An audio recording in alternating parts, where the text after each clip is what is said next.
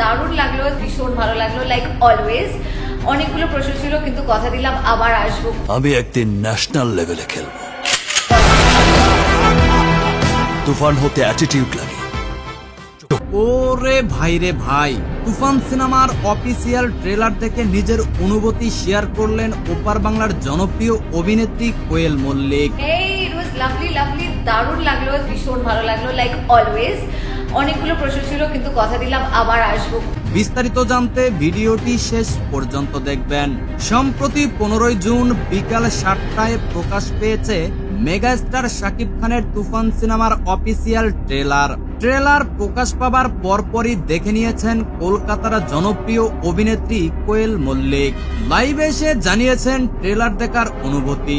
তুফানের শুভকামনা জানিয়ে কোয়েল মল্লিক বলেন, শাকিব খানের তুফান সিনেমার জন্য রইল অনেক অনেক শুভকামনা। সেই সাথে তিনি আরো বলেন, খুব শীঘ্রই মাস্টার মেকার মালিক আফসারির জেমস সিনেমায় শাকিবের বিপরীতে দেখতে পারবেন আমাকে। প্রিয় দর্শক, তুফানের ট্রেলার কেমন ছিল জানিয়ে দিন নিচের কমেন্ট বক্সে। সেই সাথে চ্যানেলটিকে সাবস্ক্রাইব করে পাশে থাকবেন।